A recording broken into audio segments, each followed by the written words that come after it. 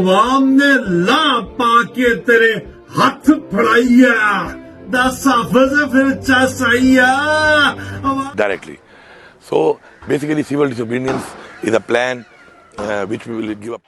نانی 420 نے پچھلا ہفتہ چین میں گزارا. دورے کا مقصد کیا تھا اللہ ہی جانے، مگر موصوفہ اور اس کے گینگ نے چائنا میں ٹک ٹاک رج کے بنائی ہیں. بس یہی حاصل وصول تھا اس دورے کا. کبھی خود موصوفہ مبینہ طور پر شراب پیتی نظر آئیں تو کبھی ڈڈو چارجر مریم اورنگزیب بھی دورے کے مزے لیتی نظر آئیں، اور چائنا نے ان کی ٹھیک ٹھاک ٹھکائی کرتے ہوئے دورے کے دوران یہ لکھ ڈالا کہ یہ پاکستان مسلم لیگ نون کی پارٹی کے لوگوں کا نجی دورہ ہے. اس دورے کی ایک اور خاص بات تھی کہ وہاں پر موصوفہ کو ڈڈو چارجر کی ہم شکل مل گئی اور وہ انہیں ایئرپورٹ پر سی آف بھی کرنے آئی. لیکن جیسے ہی موصوفہ پاکستانی ایئرپورٹ پر پہنچی تو ایک پاکستانی نے ان کو گھیر لیا. مبینہ طور پر دعویٰ کیا جا رہا ہے کہ یہ واپسی پر ایئرپورٹ کی ویڈیو ہے، لیکن ابھی اس کی تصدیق نہیں ہو سکی. اور سوال کیا کہ آپ چائنا میں ٹیکنالوجیز لینے گئی تھیں کینسر کے علاج اور ہاسپٹل کے لیے، لیکن آپ اور آپ کا پورا خاندان علاج کے لیے تو باہر جاتا ہے، ابھی تک آپ لوگ ایک بھی ایسا ہاسپٹل نہیں بنا سکے جہاں آپ کا علاج ہو سکے. شخص کا یہ سوال کرنا تھا کہ پھر چراغوں میں روشنی نہ رہی. اس لاجواب غضب بےعزتی پر نانی کا بس نہیں چل رہا تھا، نہیں تو وہ اس شخص کو کچا چبا جاتی. یقیناً اس نے کہیں نکرے جا کر مستری کو کال ملا کر اس کی شکایت ضرور کی ہوگی، کیونکہ وہ انہیں پیار سے برفی کہتے ہیں. سالوں سے آپ کی گورنمنٹ ہے، ابھی تک کوئی ایسا ہاسپٹل نہیں بنا پاکستان میں جس سے آپ کی سرجری ہو سکے. حکومت و ملٹری اسٹیبلشمنٹ کو رچرڈ گرینل کا خوف کیوں ہے؟ اسے جو بھی مشن ملا ہے وہ دنیا بھر کے ملکوں پر فوجی قیادت قابض ہے یا جو فوجی طاقت سے اپنی مرضی کی حکومت قائم کی ہے. رچرڈ نے ان کا خاتمہ کرنا ہے اور جو سنگین جرائم میں ملوث ہیں ان پر جنگی جرائم کے مقدمات کی سفارش بھیجنا ہے. الجزیرہ نے اپنی رپورٹ میں رینجرز کو AK-47 سے سیدھی گولیاں چلاتے دکھایا ہے. ڈھاکہ سے واپسی پر 1983 میں فیض صاحب نے نظم لکھی تھی، خون کے دھبے دھلیں گے کتنی برساتوں کے بعد. آج بھی ظلم جاری ہے، آج بھی اکثریت کو اقلیت میں بدلنے کے لیے براہ راست گولیاں چلائی گئیں. نوجوانوں کو بغیر کسی جرم جیلوں میں رکھا ہے، آج بھی جبر جاری ہے.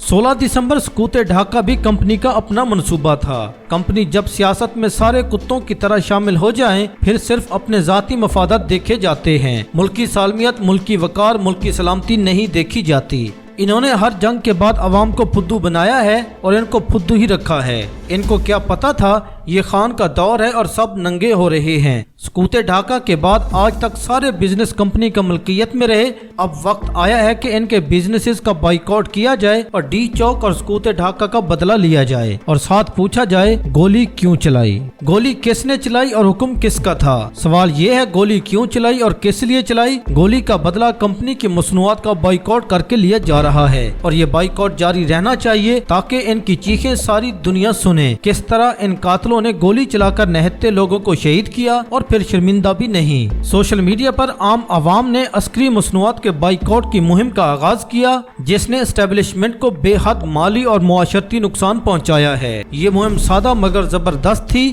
لوگوں نے اپنی سوشل میڈیا پروفائلز پر تحریک انصاف کے جھنڈے لگائے اور عسکری سیمنٹ، فوجی فرٹیلائزر سٹورز اور عسکری بینک سمیت دیگر عسکری کاروبار کا بائیکاٹ شروع کر دیا ہے. اس بائیکاٹ نے نہ صرف ان اداروں کی فروخت کو متاثر کیا بلکہ معاشرے میں اس تاثر کو بھی پروان چڑھایا کہ فوجی کاروبار ہماری معیشت اور آزادی کے لیے نقصان دہ ہیں. اس مہم نے عام عوام تک بھی رسائی حاصل کی ہے، یہاں تک کہ وہ لوگ جو سیاست میں دلچسپی نہیں رکھتے تھے وہ بھی اس تحریک کا حصہ بن چکے ہیں. یہ بائیکاٹ صرف مالی نقصان تک محدود نہیں رہا بلکہ اسٹیبلشمنٹ کے کاروباری ماڈل اور سماجی حیثیت کو بھی ہلا کر رکھ ڈالا ہے. عوام نے فوجی سیمنٹ کے بائیکاٹ، عسکری بینک سے رقم نکلوانے اور CSD سٹور سے خریداری نہ کرنے جیسے اقدامات سے اس تحریک کو عملی جامہ پہنایا ہے. اس تحریک نے ثابت کیا ہے کہ سوشل میڈیا کی طاقت آج کے دور میں کسی بھی بڑے ادارے یا اسٹیبلشمنٹ کو جھکانے کی صلاحیت رکھتی ہے. PTI کے سوشل میڈیا ایکٹیوسٹ نے بغیر کسی تشدد کے اسٹیبلشمنٹ کو سب سے بڑا نقصان پہنچایا ہے. ملٹری اسٹیبلشمنٹ کو پہلی بار احساس ہونے لگا ہے کہ عوامی طاقت ہم سے زیادہ طاقتور ہے. کمپنی کی غلط پالیسیوں کی وجہ سے انہیں ہر فیلڈ میں ناکامی کا سامنا ہے. امریکی جریدہ ڈراپ سائٹ نیوز نے پاکستان اور چین کی گوادر بندرگاہ پہ چینی نیول بیس کے بارے میں ہونے والی تازہ ترین گفت و شنید پہ دھماکہ خیز سٹوری بریک کی ہے. جریدے کے مطابق مذاکرات کا یہ راؤنڈ ناکام ہو گیا ہے पाकिस्तान का मुतालबा था कि चीन गवादर पे अपने नेवल बेस के हिवज पाकिस्तान की मुआशी कफालत की मुकम्मल जिम्मेदारी उठाए ताकि नतीजे में आने वाले मगरबी दबाव से पाकिस्तान महफूज रहे। दूसरा, चीन पाकिस्तान को न्यूक्लियर की सेकंड स्ट्राइक की अहलियत हासिल करने में मदद दे।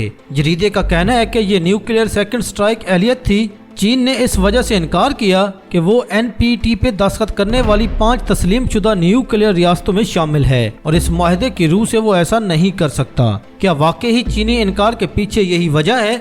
यहाँ हमें ज़हन में रखना चाहिए कि मुज़ाकरात के दौरान बहुत से उज़र हकीकी नहीं हुआ करते, बल्कि असल वजह कोई और होती है और इसके जवाब के तौर पर ये उज़र पेश किया जाता है। यहाँ भी ऐसा ही हुआ है, वरना याद होगा कि जब अमेरिका ने भारत से न्यूक्लियर मुआहदा किया तो वो भी NPT की खिलाफ वर्जी थी, जिस पे चीन का मुतालबा था कि ऐसा ही मुआहदा फिर पाकिस्तान से भी किया जाए ताकि ताकत का तवाज़ुन बरकरार रखा जाए। अमेरिका ने यह किया तो नहीं, लेकिन ये मौक़िफ़ अमली तौर पर तस्लीम हो गया कि हर कोई दोनों मुल्कों के ज़मन में आज़ाद है। अगर सिविल टेक्नोलॉजी दुनिया चाहे तो जहन में रहे कि खलाई प्रोग्राम में ताउन भी इसी तरह मिसाइल टेक्नोलॉजी के ट्रांसफर का एक बहाना हुआ करता है जो मगरब की तरफ से इंडिया को फराहम की गई। चीन भी ऐसा ही सिविल न्यूक्लियर टेक्नोलॉजी के बहाने कर सकता है और माजी में चीन पे पाकिस्तान को न्यूक्लियर बॉम्ब की टेक्नोलॉजी ट्रांसफर करने का भी इल्जाम लगा, लेकिन चीन ने परवाह न की क्योंकि ये कुछ साबित नहीं किया जा सकता था।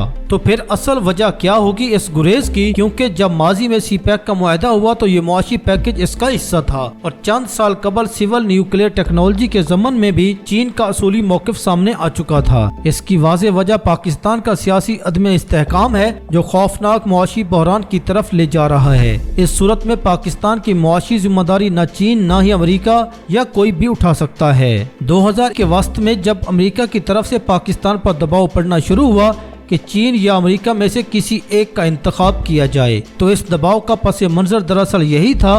अमरीकियों को खूब अंदाजा था, बल्कि इतला थी कि इनके अफगानिस्तान से निकलने के बाद पाकिस्तान और चीन का अगला कदम क्या होगा। उन्हें अंदर की खबरें जनरल बाजवा ने दी थी और वो अमेरिका के साथ चलना चाहता था। तब पाकिस्तान की रियासत और इदारों ने इसी के पस मंजर पाकिस्तान की तरक्की और सलामती की नई पॉलिसी मुरतब की थी और वो इस ज़मन में तवाज़ुन बरकरार रखने की एक उम्दा कोशिश थी। लेकिन ये जनरल बाजवा था जिसने अंदर खाने इस पॉलिसी से बगावत की। जनरल बाजवा अमरीकी कैंप का हिस्सा बनना तो चाहता था, लेकिन मसला ये था कि अमरीका मुआशी और फौजी सलाहियत में चीन का मुतबादिल बनने को तैयार न था, जबकि जर्नलों के जाती मफादात अमरीका कैंप से जुड़े थे। बाजवा का ख्याल था कि दरअसल ये पाकिस्तान का कश्मीर और इसराइल पे सख्त मौक़िफ़ है, जिसकी वजह से अमेरिका पाकिस्तान को पूरी तरह अपने कैंप में लेने को तैयार नहीं और वो इसकी वजह इमरान खान को गर्दानता था और इसके ख्याल में इमरान से जान छुड़ाने के बाद इसकी लाई हुई हुकूमत ये सब कर लेगी तो अमरीकी कैंप में शमूलियत की राह हमवार हो जाएगी। ऑपरेशन रिजीम चेंज इसी सोच का शाखसाना था, लेकिन नतीजा तवक्कुआत के बरक्स निकला।